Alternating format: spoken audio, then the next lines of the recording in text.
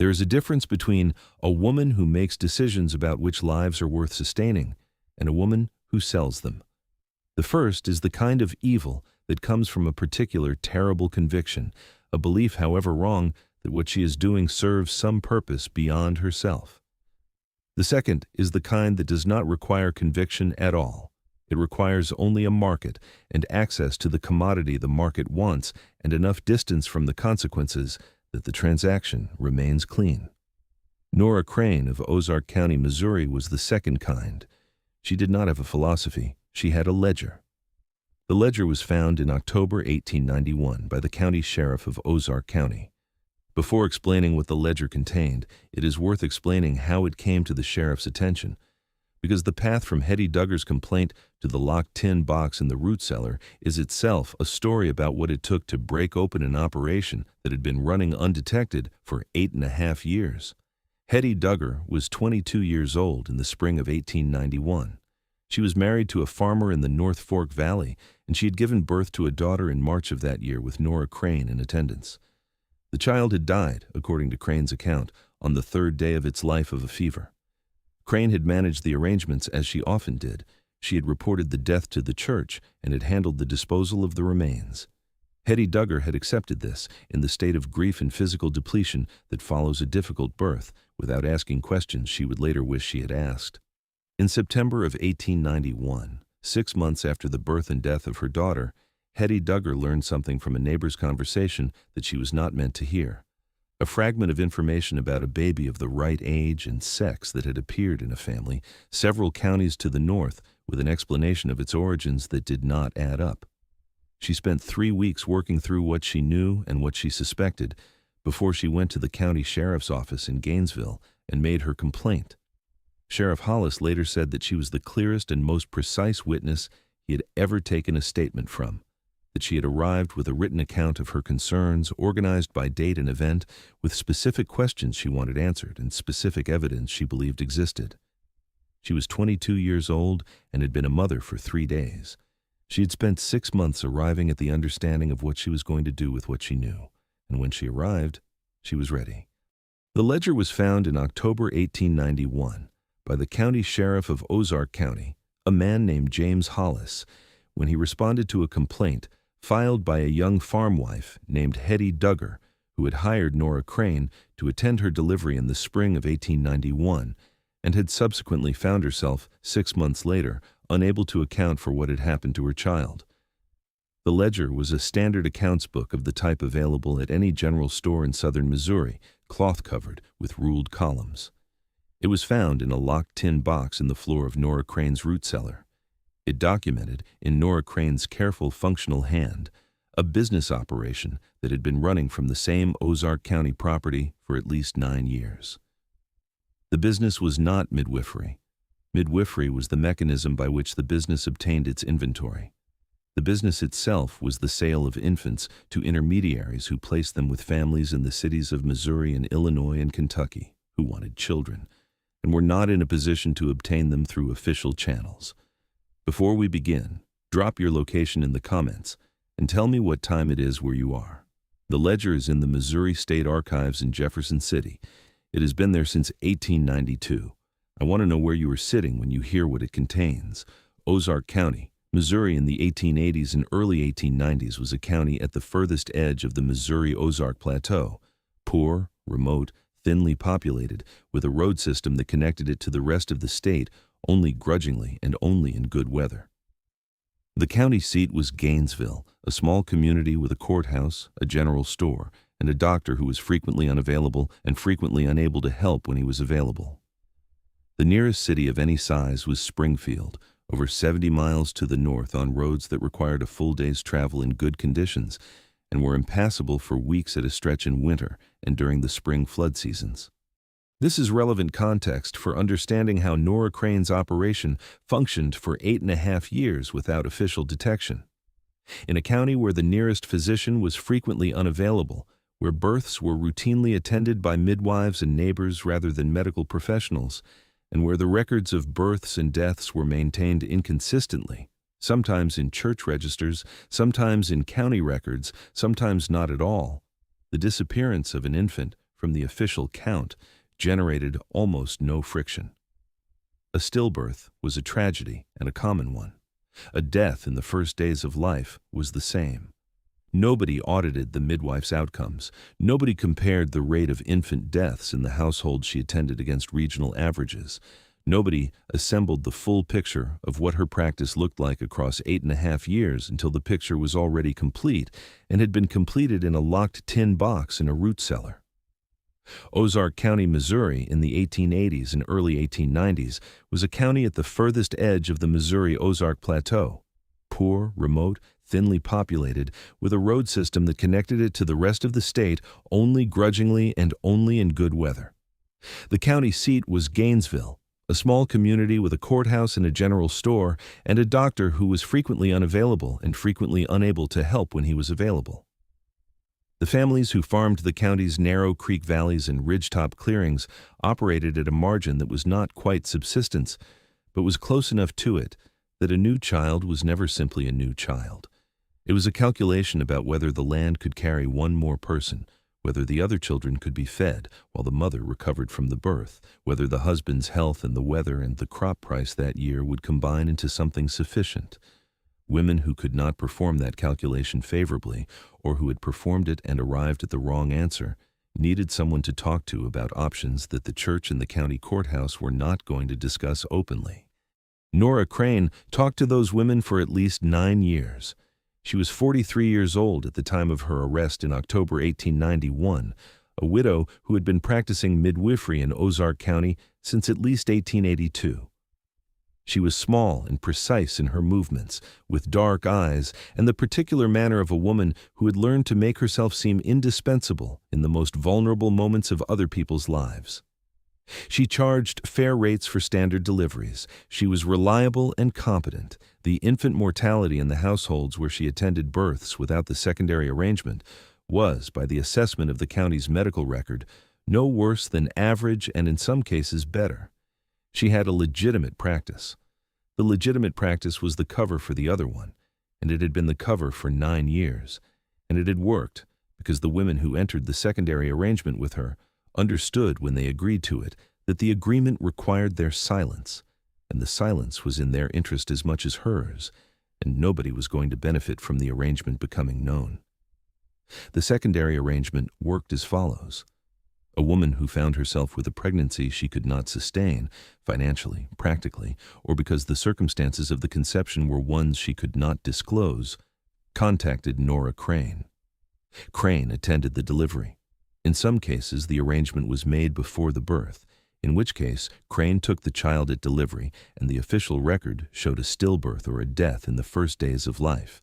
In other cases, the arrangement was made after the birth, in which case Crane returned to the household within the first week, took the child, and the family subsequently reported the death through whatever local mechanism was available: a church burial register, a county death record where one was maintained, or simply the community's absorption of the knowledge without formal documentation, which was common in rural Ozark County in the period. The children were transferred to intermediaries, a network of agents operating primarily in St. Louis and Kansas City, but with connections in smaller Missouri cities and across the river into Illinois, who placed them with families that had paid for the service. The families who received the children knew they were not adopting through official channels. Whether they knew or asked what the full arrangement behind the transaction looked like, this is not documented in any record. The ledger found in Nora Crane's root cellar documented the financial side of the arrangement in considerable detail. The entries in the ledger record dates, the initials of the birth mother, the sex of the child, the amount received from the intermediary, and a column of notes that Crane used to record relevant logistical information about each transaction. The ledger covers the period from January 1883 to September 1891, 8.5 years. It contains 114 entries. The ledger also records the amounts received for each transaction. The amounts vary over the period, reflecting what appears to be fluctuation in the market rate for infants in the receiving cities, lower in the early years of the operation, higher by the late 1880s as the baby farming economy in Missouri and Illinois expanded and the demand for children that could be placed without official scrutiny grew. The highest single transaction recorded in the ledger is dated March 1889, $12. The lowest is $2, recorded in the first year of operation. The total sum recorded across all 114 entries is $463 over 8.5 years. Not a fortune, but a steady supplemental income that had been reliably accumulating for nearly a decade, alongside whatever Crane earned from her legitimate midwifery practice. The court reporter noted the arithmetic in the room. He might also have noted the arithmetic on the page, which is of a different character. $463, 114 children, an average of slightly more than $4 per child. These are the numbers that the ledger contains in Nora Crane's neat and consistent hand across 8.5 years of entries. The scale of the operation, when the ledger was presented to the Ozark County Circuit Court in 1892, produced a silence in the courtroom that the court reporter described in his personal notes, kept alongside the official transcript, and donated to the Missouri State Archives by his grandson in 1967, as lasting approximately 45 seconds. 114. Over 8.5 years, on average, approximately 13 transactions per year, or slightly more than one per month. The scale of the operation, when the ledger was presented to the Ozark County Circuit Court in 1892, produced a silence in the courtroom that the court reporter described in his personal notes, kept alongside the official transcript, and donated to the Missouri State Archives by his grandson in 1967, as lasting approximately 45 seconds. He wrote. The judge looked at the ledger for a long time before he said anything. The courtroom was very quiet. I believe everyone in the room was doing the same arithmetic. The arithmetic was this: 114 children, over 8.5 years, documented in a single ledger. These were the transactions Crane had recorded. The question of whether there were transactions she had not recorded, arrangements that went wrong, deliveries where the child did not survive the transfer for reasons other than the ones the record showed, instances where the intermediary failed to complete the transaction and the outcome was something other than a placement, was raised by the prosecution and never fully answered. The ledger recorded what had been sold. It did not record everything that had happened.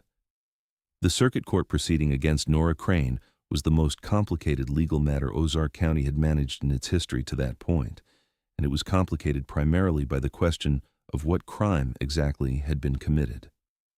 The children documented in the ledger had not been killed. They had been transferred. The birth mothers, in the cases where they could be identified and interviewed. The prosecution identified and interviewed 31 of the 114. The others were either unidentifiable from the initials or declined to come forward, had consented to the transfer. Whether consent given under the conditions of poverty and isolation and social pressure that produced the arrangement in the first place was legally meaningful. Consent was a question the Ozark County Circuit Court was not well equipped to resolve in 1892, and it resolved it by setting it aside and prosecuting on the grounds it could prosecute on: fraud, in the cases where Crane had reported a death to obtain community sympathy and payment for burial services, obtaining money by deception in the cases where the financial arrangement with the intermediaries could be documented, and child abandonment in the cases where the birth mother's consent could not be established. The prosecution's difficulty was structural rather than evidentiary. The ledger was clear. The financial transactions were documented. 31 birth mothers had been identified and interviewed. What the prosecution could not do in 1892 in Ozark County with the legal tools available was charge Nora Crane with the full scope of what the ledger documented, because the full scope exceeded what the law of the period was designed to address. The children had not been killed. They had been transferred. The birth mothers had, in many cases, made a choice, however constrained by circumstance, to enter the arrangement. The concept of child trafficking, as it would later be defined and prosecuted, did not exist in the Missouri Criminal Code in 1892 in a form that could be applied to what Crane had done. The prosecution charged what it could charge and proved what it could prove, and left the rest of the ledger as a documented fact in the court record that the law could not fully account for.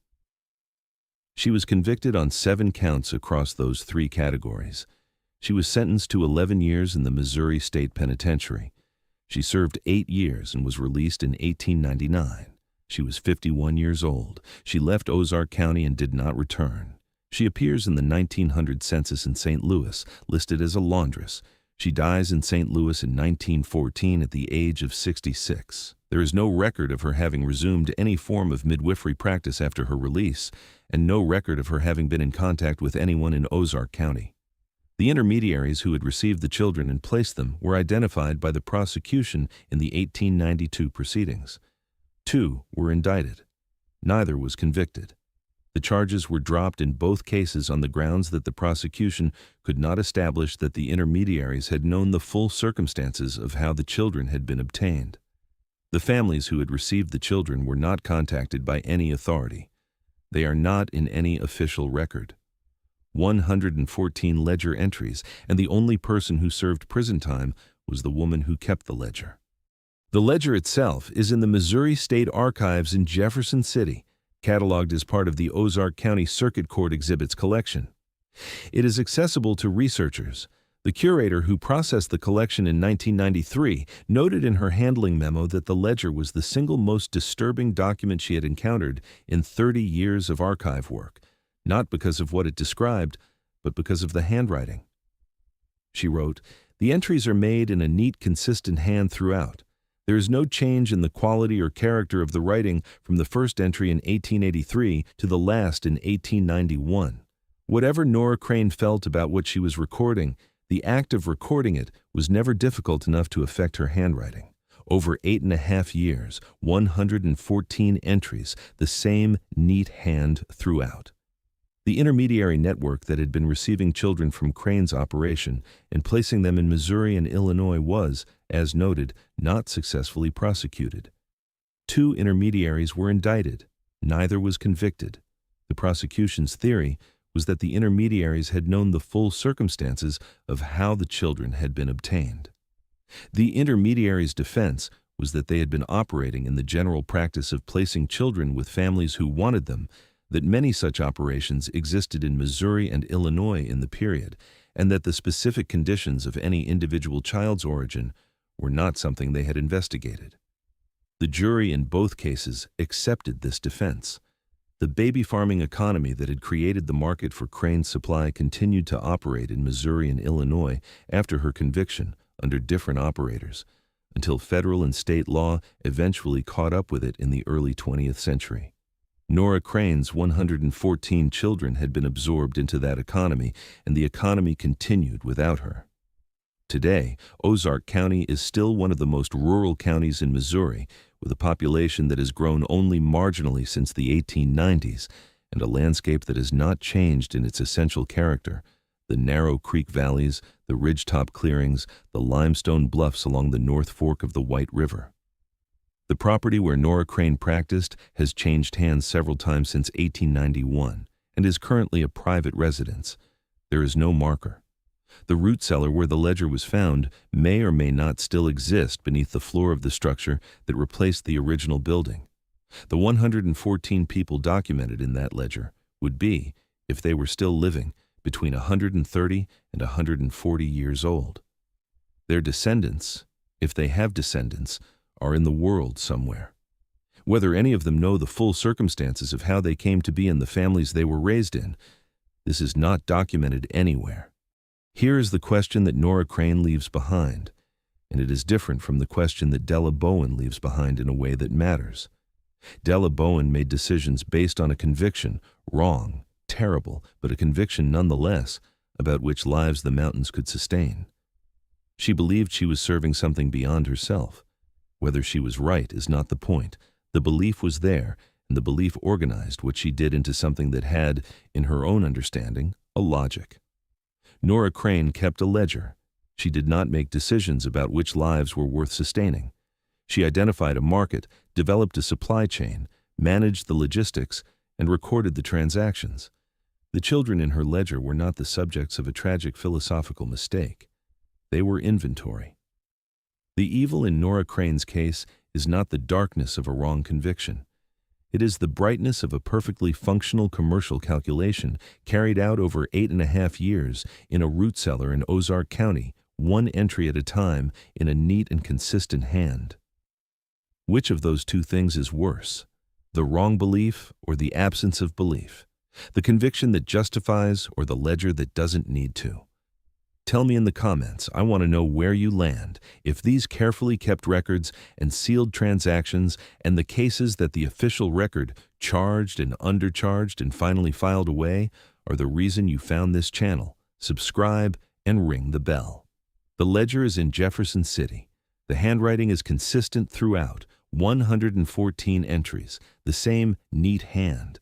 Some people keep records of what they do. Some of those records survive. When they do, they tell you something about the person that no trial testimony and no confession ever could. They tell you how much effort the doing required. And the answer, in Nora Crane's ledger, is none. It required none.